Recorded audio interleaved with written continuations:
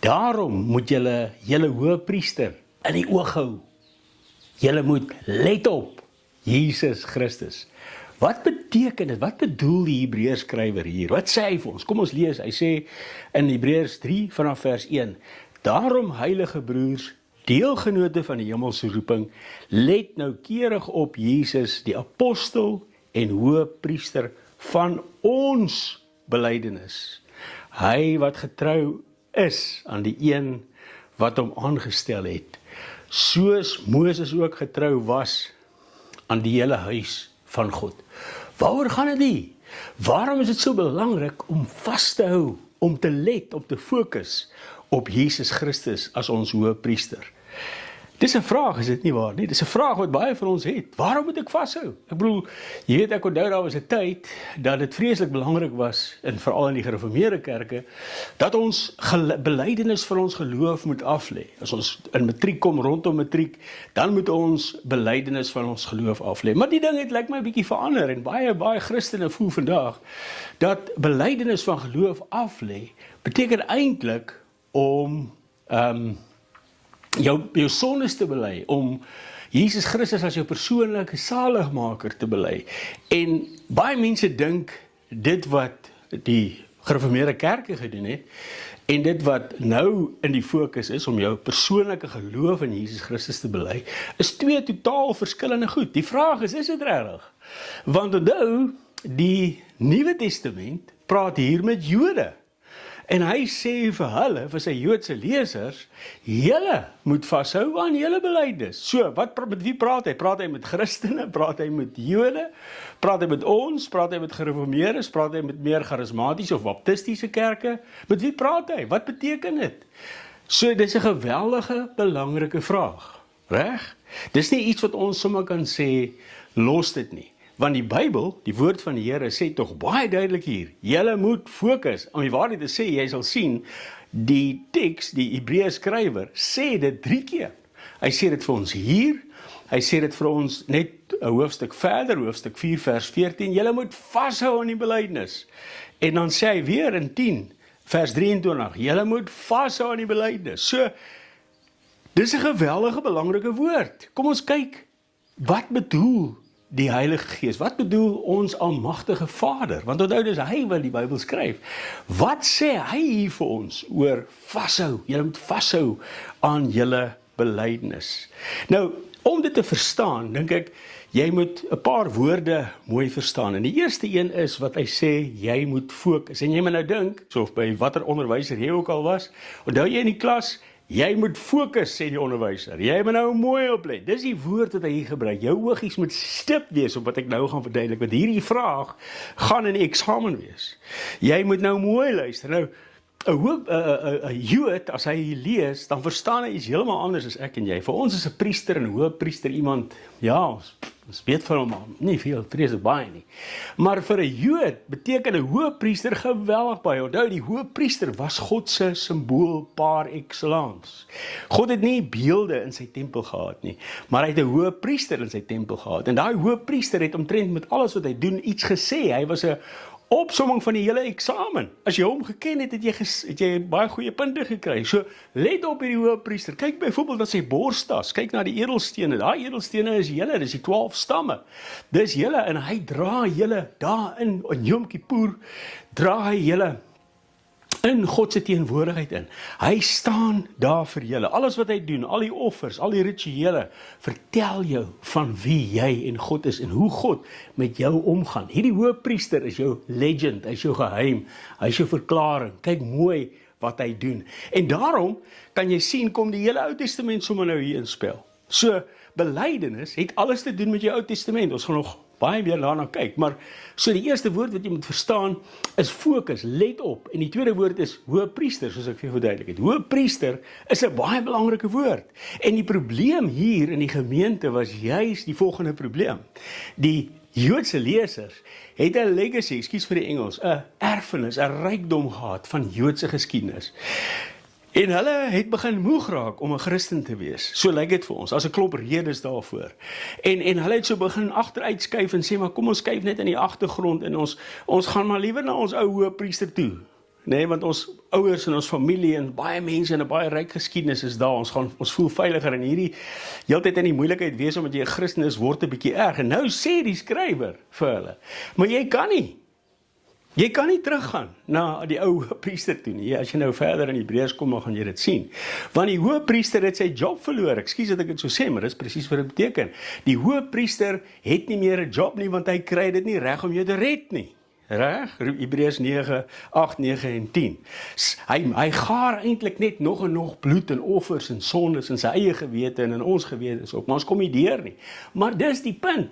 Jesus Christus het deurgegaan. Hy het deur die dood gegaan. Hy het opgestaan en hy sit nou aan God se regterhand. Hy is die priester wat jou kan red. Hy het nie omgedraai by die dood nie. Hy is nie in die graf nie.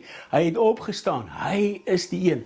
Kyk na hom, fokus op hom, let op hom. Hy's die een wat jou red. Hy's die een wat jou in God se heiligdomme indra. Hy is die een wat jou met God versoen. Hy is die een wat op hierdie oomblik vrede tussen jou en God bring. Hoe kan jy teruggaan?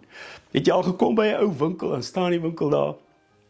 Dan is 'n plek waar jy baie gereeld gegaan het, dat hulle het baie goeie goed gedoen, daar goeie diens gelewer, en jy kom daar aan met jou karretjie en jy kry nie parkering nie, en uiteindelik kom jy aan en wat sien jy op die venster?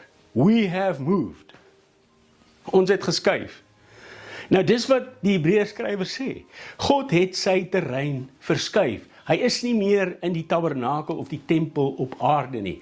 Hy het 'n nuwe tabernakel in die hemel, waar Jesus Christus ons hoëpriester is.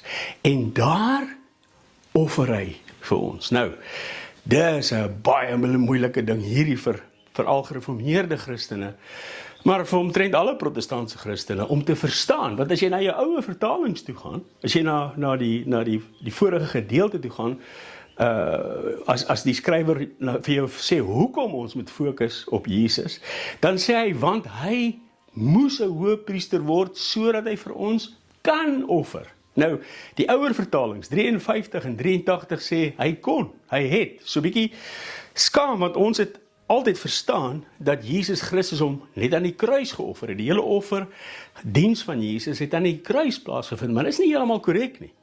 As jy die Hebreërs skrywer lees, as jy die Hebreër boek lees, dan sien jy, dit gaan nie oor die kruisiging van Jesus nie, maar oor sy opstanding. Ons het binne in Jesus Christus ons hoëpriester opgestaan. Ons is nou daardie robyne, daardie juweelstene wat op sy bors rus. Jesus Christus is op hierdie oomblik besig om vir ons by God in te tree. Dis nie net wat hy gedoen het 2000 jaar gelede nie. Dit is of jy nou nog Jesus Christus aanhou bely, of asof jy nou nog God bely in Christus. Dis asof jy nou nog saam met Jesus, daar, saam met die disippels, in Galilea, in Jerusalem, in Kapernaum, in Judea rondgeloop het. Jy's nou nog in daai selfe prosesie. Jy's nog steeds deel van hierdie hoëpriester, en jy moet nog steeds fokus op hom. En daarom, baie belangrik, en daarmee gaan ek afsluit, sê die Hebreërs skrywer, daarom moet julle let, broers, en hy gebruik spesifiek die woord broers, daarom broers, moet julle let op Jesus Christus, julle hoëpriester. Waaroor gaan dit? Want die hele Hebreërs 1 en 2 praat 'n sekere huistaal. Dis heeltemal te veel om dit vir jou in hierdie sessie te verduidelik. Maar jy sal sien as jy Hebreërs 1 en 2 lees, dit gaan daaroor dat God in hierdie laaste dag met ons seun praat. Okay, so God praat nie met ons net met die seun of net deur Jesus nie. Dit gaan nie hier oor die evangelies en alles wat Jesus Christus geleer het op aarde nie. God praat met ons seun. God die Vader praat met ons in sy seun as seuns, as broers, as sy huisgesin. Hoekom? Want Jesus Christus, ons broer, het gesterf. As jy die eerste hoofstuk lees, en hy is uit die dood opgewek, Hebreërs 1 vers 5. En God het vir hom gesê, vandag het ek jou gegenereer, en jy is my seun, en ek sal vir jou pa wees, en jy sal vir my 'n seun wees. En daarom het die engele jou aanbid, my eerstgeborene seun. Hebreërs 1 vers 6. En so gaan dit aan, dan noem God hom nie net seun nie, hy noem hom ook God en Here. En hy sê vir hom, sit aan my regterhand. So jy kan duidelik sien, God praat met die seun, hy noem hom seun, hy stel hom aan, hy noem hom God. Maar dan gaan die Hebreërs skrywer verder in Hebreërs 2 en hy sê, God praat ook met ons seun. Hoekom?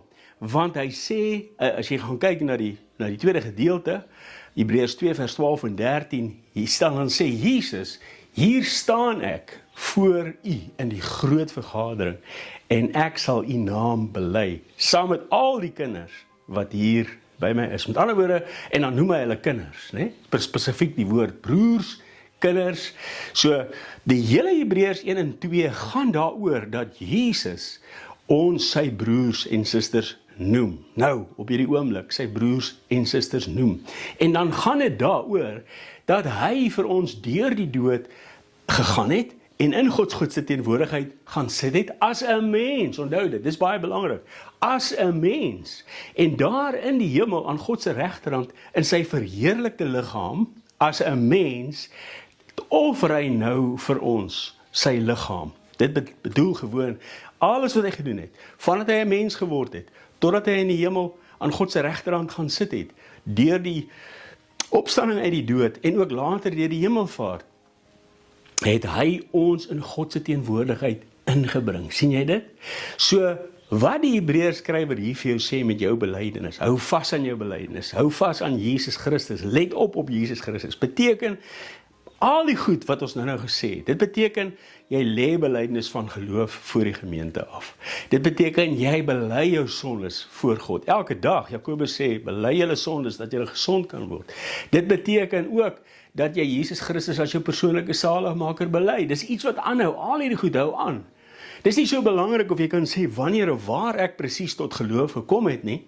Dis wat belangrik is dat jy fokus op die Seun van God. Hy is nou nog jou verlosser.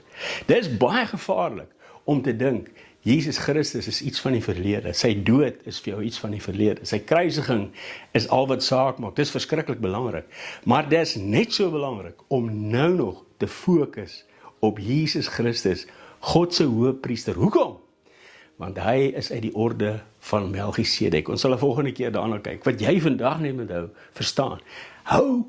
Let op, hou jou oë fyn op Jesus Christus. Kyk na hom in die hemel.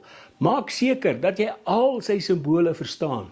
Maak seker dat jy nie van hom al wegdryf nie. Maak seker dat jy hom liefhet. Maak seker dat jy in God se teenwoordigheid is. Maak seker dat wat ook al jou sonde is, maak nie saak hoe groot jou sonde is nie. God sal jou in Christus vergewe. Om die waarheid te sê, hy het jou vergewe. Die skrywer noem jou broer en suster. Ek hoop jy verstaan dat om te fokus op Jesus jou hoëpriester is jou hele lewe. Want deur dit te doen, word jy vry van jou eie sorge, van jou eie pyn, van jou eie hartseer, maar jy's ook onmiddellik 'n getuienis vir ander. Jy bely ook ander. Hoekom? Want die woord homologia, om te bely, beteken homo, dieselfde, en logia, te sê.